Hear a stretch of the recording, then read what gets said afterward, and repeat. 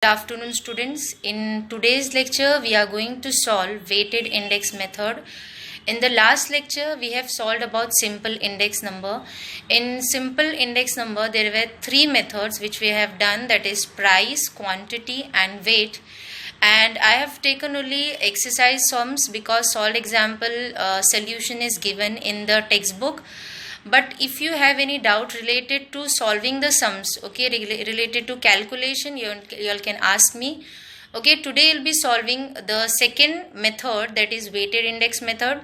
Okay, in weighted index method there are two methods. The first is L'Esprit index number and second is Paasche index number. Okay, both the methods are very important. In L'Esprit, he has taken quantity of a base year. Okay, in Paasche method he has taken quantity of a present year. That is the only difference in both the method. I have making a chart and I have written the formula and I have explained you all the logic so that you all can find it easy to understand. And one more thing, we have completed, I think so, 50% of the portion. We have completed chapter 6 more than 50%.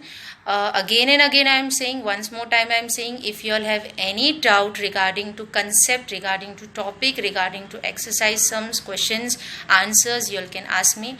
And exercise answer for chapter 5th and chapter 6 I'll be sending in the group. Okay, and in the next lecture we'll be starting one of the very important and practical topic, that is national income. Okay, in the second part, I think so, all the chapters has been changed. Now 6th chapter has been changed. 7th is national income, which is from last year's textbook. 8, 9, 10 totally new. Okay, we don't know what we'll be getting in the exam, so we have to learn each and every lesson properly, as you all have lots of time. Okay, so let us start with the weighted index number. So let us start with the second method, that is weighted index method. Okay, before this we have learned about the simple index number. In simple index number there were three types. The first was price index number, the second was quantity index number, and third was value index number. In price we were taking price.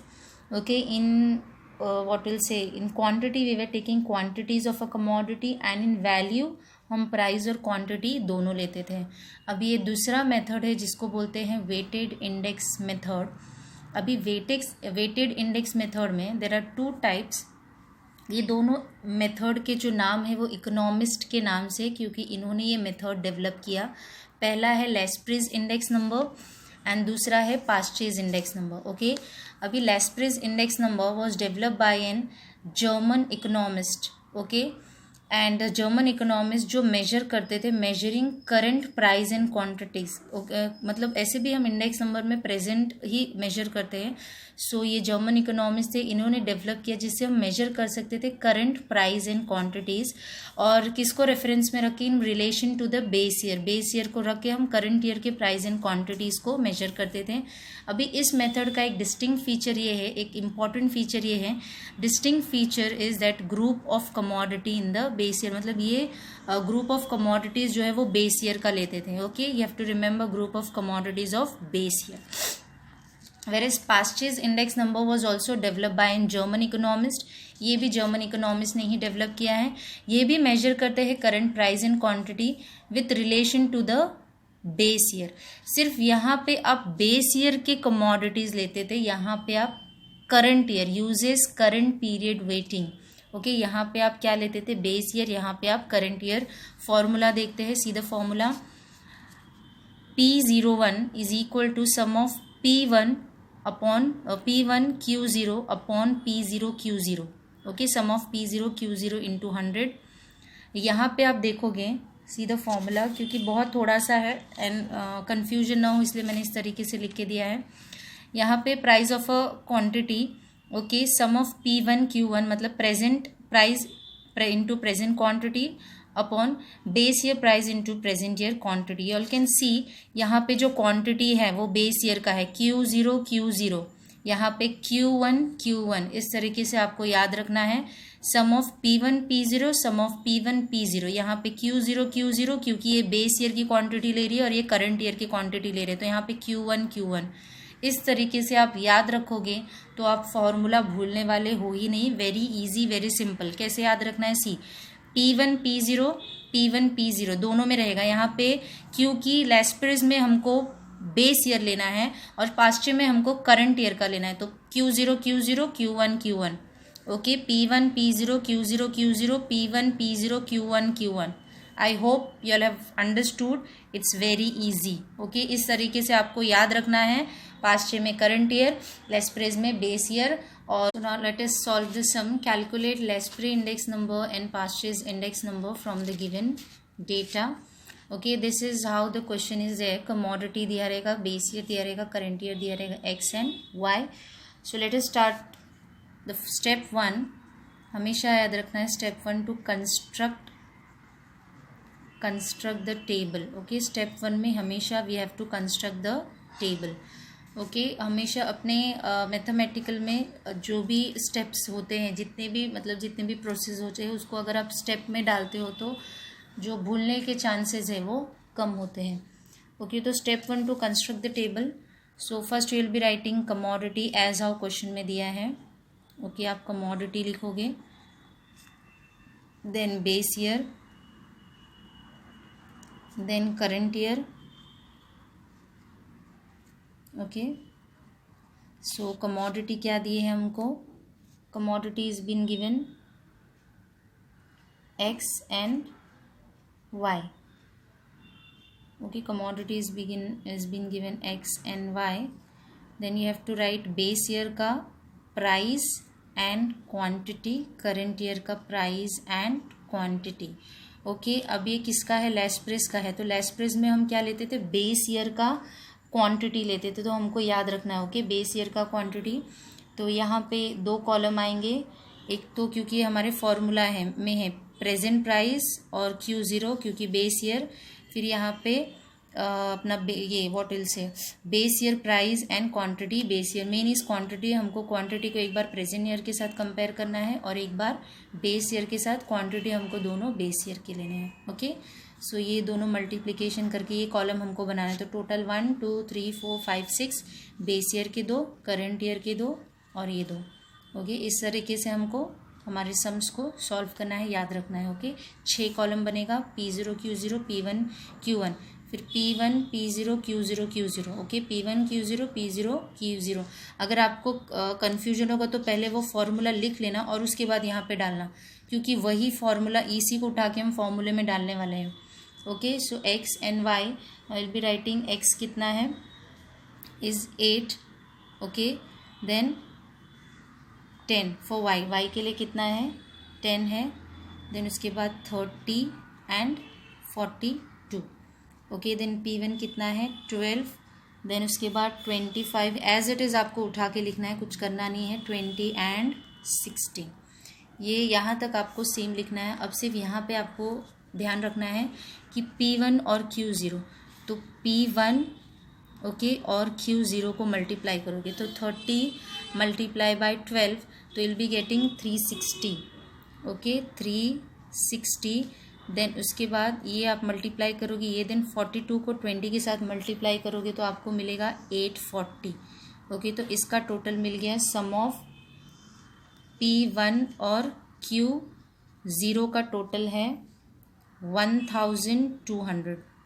Okay, उसी तरीके से P0 Q0 मतलब ये और ये दोनों, मतलब देखो आपने बेस ईयर प्रेजेंट के साथ भी कंपेयर किया और प्रेजेंट वॉटल से बेस ईयर को बेस के प्राइस के साथ भी कंपेयर किया। तो 8 इंटू 30, तो 8 into 30 will be doing 240। Okay, and then 420। So if you are totalling sum of P0 Q0 तो आंसर आपका आएगा 660। Okay, I hope you have understood this. 6 column बनाने हैं, पहले इसको इसके साथ, फिर इसको इसके साथ Q0, क्योंकि इसमें बेस लिया है। ओके, क्वांटिटी को। So now let us start with the calculation. Okay, we'll be calculating. So first step we have construct the table. Now a second step is to step 2 is to use. So we'll be writing the formula. Write the formula. Lespres index number is equal to P01 present index number you're finding. So sum of P1 Q0 upon P0 Q0. Okay. You have written the formula. Now you have to implement the formula. Okay, you have to put into 100. Okay, now so you'll be starting the calculation. P01 is equal to P1 Q0. How much we have got? 1200. And P0 Q0 how much we have got? 660. Okay, 660 into 100. तो यहाँ का if you all want you all can cut the zero. Okay, so if you are cutting the zero, एक zero यहाँ का जाएगा and 1 0 from here. Okay, अब इसको हम शॉर्ट कर सकते हैं कैलकुलेट करके. 2 3 ज़ा 6, 2 3 ज़ा 6, 2 6 ज़ा 12, 0. Okay, so therefore P01 is equal to, okay, 60 into 100 is 6000 upon 33. अब ये 6000 upon 33 को what will be doing, will be dividing. okay, तो यहाँ पे you all can divide 6000 upon 33. okay, तो ये first will be taking 1 2 numbers. okay, because इतना लेने की ज़रूरत नहीं है, 2 ही लेना है क्योंकि ये 33 10 is 330, तो ज़्यादा बड़ा लेने की ज़रूरत नहीं है. तो स्टार्टिंग के 2 नंबर लेंगे तो देख के ही पता चलता है. अगर आप 33 2 ज़ा लोगे तो इट विल बी 66. तो हम 1 लेंगे. 33 1 ज़ा 33. Okay, so if you are calculating, ये यहाँ पे आ गया 7 एंड ये 5 में से 3 गया तो 2. ओके, देन हमको इसको नीचे लेना पड़ेगा 0 क्योंकि 33 से छोटा है. तो अभी इसके बाद 33 हमको देखना पड़ेगा कि कौन सा नंबर आता है. तो will be taking 33 into 8. Okay, 33 into 8. 8 1 ज़ा 8, 8 2 ज़ा 16, 8 3 ज़ा 24. देन अगेन 8 1 ज़ा 8, 8 2 ज़ा 16, 8 3 ज़ा 24, 25 26. right, so 26. so it will be coming on 8. okay, what is the answer? 264. okay, then minus करेंगे, ये यहाँ पे जाएगा, ये 0 0, 10 में से 4 गया तो 6. अगेन 1 0 हम लेंगे. Okay, then 33. अगेन ये 60 हो गया है तो हम 1 ही लेंगे. 1 ज़ा 33. ओके, देन अगेन हमको क्या आंसर मिलेगा? 27 ही मिलने वाला है. Okay, see 7 and 6 5 and 27. Then यहाँ पे हम पॉइंट लेंगे. ओके, देन 1 0 वापस आया, अभी 270 आया. 270, then again it will be 8 only. Okay, क्योंकि 8 हमने एक बार कैलकुलेट किया है तो 264. ओके, अब ये 264 को हम फर्दर कैलकुलेट करेंगे तो ये 6 हो जाएगा. तो ये 0 0, 10 में से ये गया तो then it will be 6. Okay, then हम एक बार ले चुके, देन वापस 0 लेंगे. ओके, अभी सी अगर आप फर्दर कैलकुलेट करना चाहो तो कैलकुलेट कर सकते हो. And if you want to stop here also. ऐसे तो रिकरिंग नहीं आता तब तक आपको कैलकुलेट करना है. ओके, तो अगेन अगर आप इसको कैलकुलेट करते 270 तो विल बी गेटिंग 6 एंड ये 0 लिया है. ओके, देन अगेन 1 ज़ा. ओके, देन उसके बाद इफ़ यू आर टेकिंग 1 ज़ा देन 33. ऐसे करके आपको कैलकुलेट करना है. तो जब तक नंबर रिकरिंग नहीं होता आपको कैलकुलेट करते रहना. एक बार रिकरिंग हो गया नंबर, मतलब वही नंबर बार बार आ रहा है, तो आपको स्टॉप कर देना है. तो एटलीस्ट 2 डिजिट लेना है. ओके, तो 181.8. अभी आगे जैसे इसके आगे मैं कैलकुलेट करूँगी तो जैसे अगर 5 से बड़ा है नंबर, ओके, जैसे कि मैंने कैलकुलेट किया और 5 से बड़ा है तो मैं राउंड ऑफ कर सकती हूँ. One student had a doubt that ma'am answer is I don't remember the exact data but 55 was the answer and point अगर 6 आ गया. ओके, जैसे कि मैं बता देती हूँ एक एग्जांपल 55.6 है तो आप इसको राउंड ऑफ करके 57 भी लिख सकते हो. ऐसे किया तो भी चलेगा, राउंड ऑफ किया तो भी चलेगा. तो यहाँ पे 181.81 है. अगर आगे आप कैलकुलेट करते हो और वो नंबर 5 से ज़्यादा आते हैं तो आप उसको राउंड ऑफ करके 181.82 भी कर सकते हो. I hope you all have understood. So we have got the answer. Therefore P01 is equal to 181.81.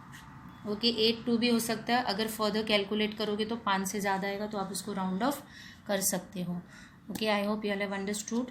Now let us solve the past chase index number. Okay, so will be solving the as far as we have solved, let us solve the past chase index number. Okay, so we have to construct the table. So we'll be solving Pastry's index, okay, number. Okay, Pastry's index number. The first step is to construct the table. Step 1, construct the table. Okay हमको step 1 में table construct करना है. तो यहाँ पे भी commodity as it is आएगा. Okay then okay commodity as it is आएगा. उसके बाद base year, current year, okay base year, current year and 2 column और बनेंगे. सो कमोडिटी है वही ए और B, commodities A and B. Then base year P0 Q0 and current year is P1 Q1.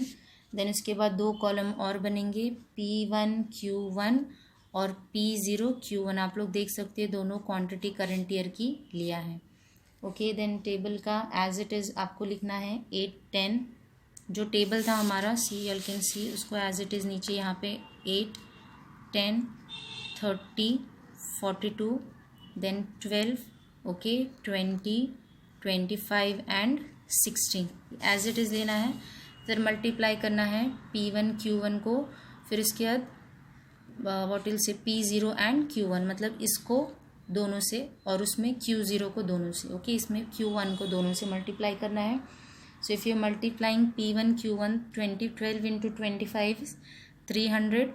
Okay then 20 into 16 is 320 and P0 Q1 को multiply करते हो तो 200, मतलब 8 into 25 is 200 and 10 into 16 is 160. Okay तो जो हम फॉर्मूले में डालने हैं वो हमको टोटल करना पड़ेगा. इसको ऐड करेंगे तो हमारा आंसर आएगा P1 Q1 is equal to 620. Okay and इसका आंसर आएगा P0 Q1 is equal to 360. Okay now the second step is to use the formula और write the formula. So step 2, write the formula. Okay you have to write the formula. So when you are writing the formula, so let us write Pastry's index number. Pastry's index number P01 is equal to sum of P1 Q1 upon sum of P0 Q1 into 100. एक भी step अगर आप भूलते हो maths में तो marks cut हो जाएगा, पूरा सम्स ही रॉन्ग हो जाएगा. ओके तो बहुत ध्यान से आपको लिखना रहता है. So P0 therefore P01 is equal to okay 620 upon 360 into 100. Okay यहाँ पे एक ज़ीरो कट, यहाँ पे एक ज़ीरो कट. अब इसको हम देखेंगे डिविजिबल है कि नहीं. 3 से तो नहीं होगा, 2 से होगा. 2 1 जा 2 और ये एक इधर आगे 16, 2 8 जा 16. ओके 2 3 जा 6 एंड 2 1 जा 2. So therefore P01 is equal to 31 upon 18 into 100. Okay अभी therefore P01 is equal to 31 into 100 करेंगे तो 3100 upon 18. अभी इसको हमको डिवाइड करना है. Okay 3100 upon 18. तो देख के इफ यू सी अगर 2 करोगे तो ये 30 से ऊपर आएगा तो 1 जा. ओके 18 1 जा 18. ओके देन इसको आप सॉल्व करोगे तो इधर 11 8 9 10 11 इधर 3 आ जाएगा. 2 में से 1 गया तो 1 बचेगा. ओके देन ये 0 आप नीचे लोगे. अभी देखते हैं 18 what will say 18 let us सी 7 जा 18 7 जा 7 8 जा 56.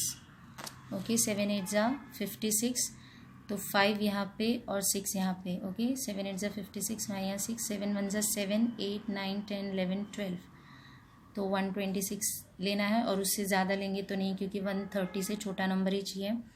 तो 7 जा 126. ओके फिर इसको -0 ये यहाँ पे दे दिया 4 और ये 2 में से 2 तो 0। ओके, देन वापस ये नीचे हम उतारेंगे, 1 0 बचा है तो वापस 18 1 ज़ा 18 2 ज़ा यल कैन टेक। ओके, सो 18 2 ज़ा 2 8 ज़ा 16 1 6 2 1 ज़ा 2 एंड 3 36। ओके, सो 2 ज़ा 36। ओके, सो ये 0 0 ये 1 इसको दे दिया। ओके, देन 3 माइनस 3 0, 10 में से 4 गया तो 6 क्या सॉरी, तो 4 again will be taking your point. Okay, then 0, फिर अभी हमने जस्ट अभी किया तो यहाँ पे 2 लेंगे, फिर उसके बाद कितना आएगा 36। यू कैन सी रिकरिंग हो रहा है। ओके, और यहाँ पे नंबर भी वापस अगर आप कैलकुलेट करोगे तो वापस 36 ऐसे आएगा, तो ये रिकरिंग मतलब नंबर बार बार वही आएगा। और अगर जैसे यहाँ पे हमको 6 मिलता तो मैं राउंड ऑफ करके यहाँ पे 3 ले लेती, लेकिन यहाँ पे जो कि है नहीं तो हम उसको ऐसे ही सॉल्व करेंगे। तो हमारा आंसर है P01 = 172.22। I hope you all have understood.